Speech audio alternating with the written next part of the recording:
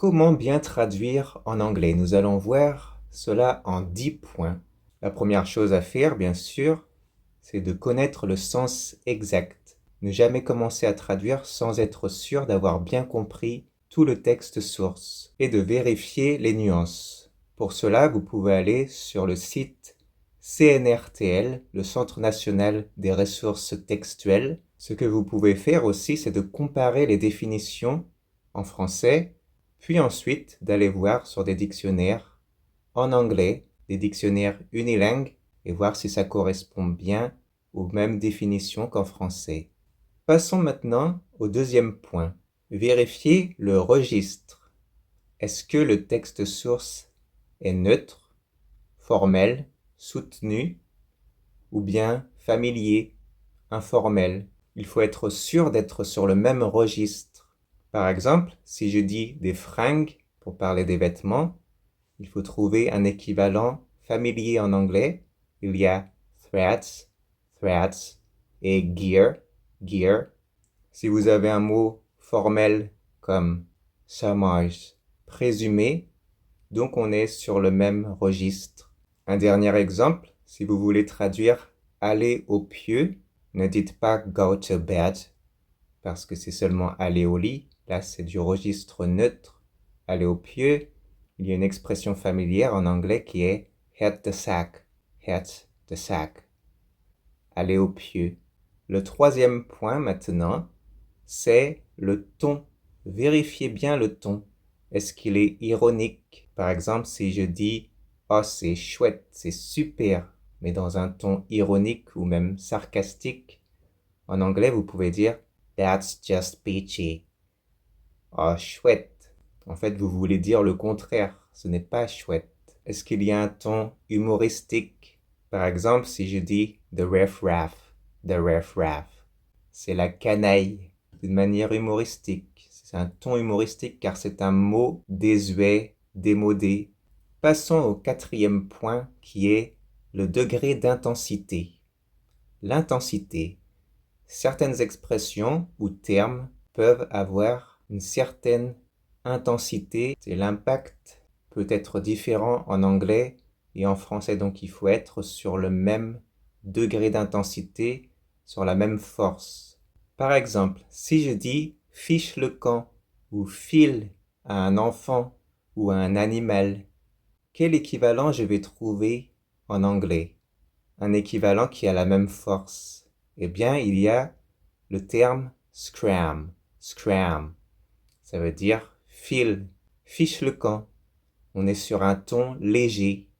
C'est familier, mais ça reste sur un ton léger. Et donc, quand on le traduit, on va retrouver le même ton. Un autre exemple, c'est l'expression « prendre son mal en patience », « suffer in silence ». Alors, d'un côté, on a le mal, en français, et de l'autre côté, on a la souffrance. Eh bien, c'est endurer sans se plaindre. Donc, on est sur la même définition, mais est-ce que c'est la même force? Est-ce qu'il y a la même intensité? Je pense qu'en anglais, il y a un ton peut-être plus grave. Mais on peut se dire que ça peut être utilisé de manière ironique aussi. On exagère, on est dramatique, on dit qu'on souffre en silence. Et c'est vrai qu'en français, prendre son mal en patience peut avoir un ton moins grave. Ici, il peut y avoir un débat, car ça dépend aussi des contextes. Cinquième, vérifiez le style de votre texte source. Est-ce que c'est un style élégant, littéraire? Est-ce que c'est un style complexe, avec une syntaxe un peu plus sophistiquée? Ou bien est-ce que c'est un style simple, qui va droit au but, qui est concis?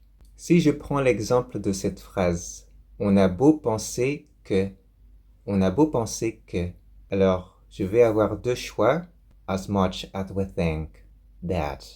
Deuxième, we may well think that, we may well think. Ici, la deuxième a un style plus élégant et aussi un peu plus formel, alors que la première est plus informelle.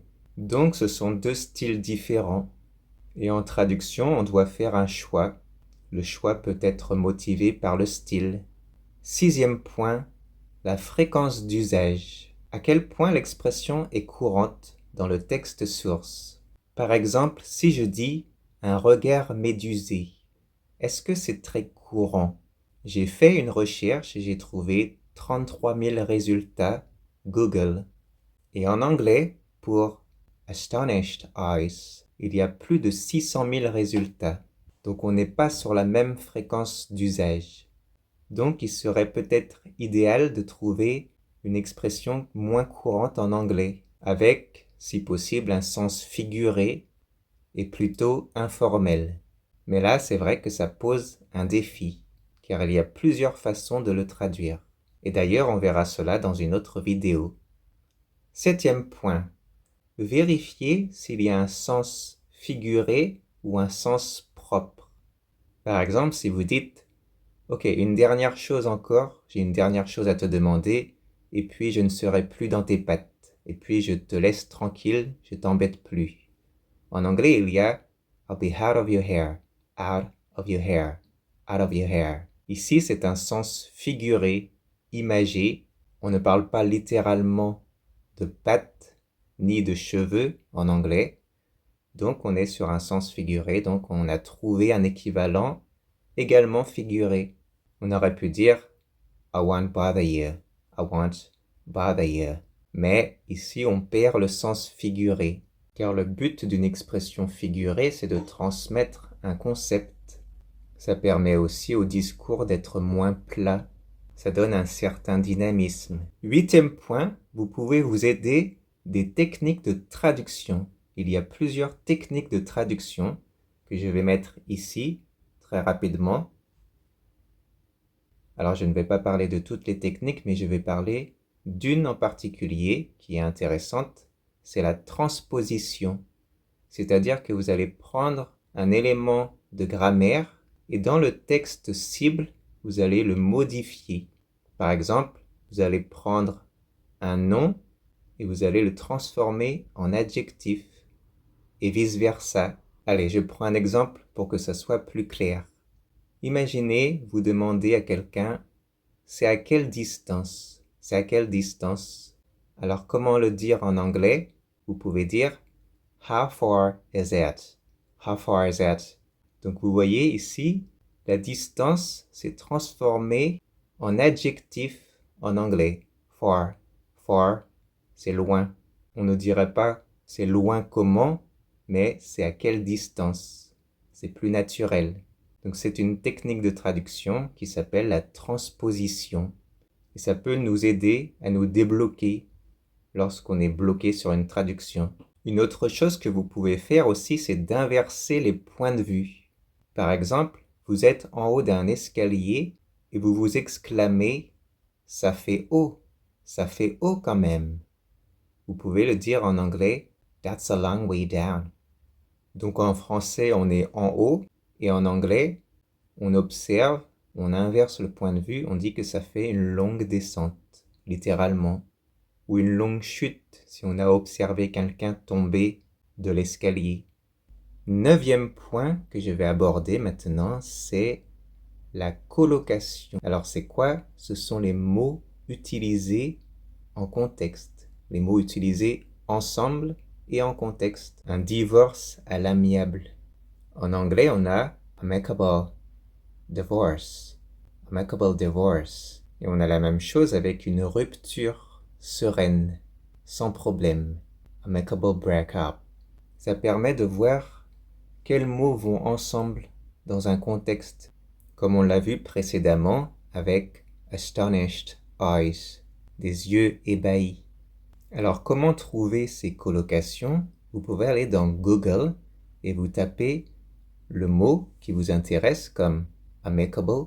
Ensuite, on va vous suggérer les mots qui vont avec. Et ça permet de faire des traductions naturelles, idiomatiques. Et le 10e point, pour terminer, demandez-vous toujours, mais pour qui je traduis? Quel est le public visé, le public cible? Par exemple, est-ce que je vais utiliser de l'anglais britannique, de l'anglais américain? Est-ce que ça a du sens? Est-ce que c'est pertinent? Est-ce que je traduis dans un cadre professionnel ou informel? Voilà, j'espère que tout cela vous aidera à bien traduire en anglais. Bonne chance à vous et merci d'avoir regardé cette vidéo. À la prochaine vidéo.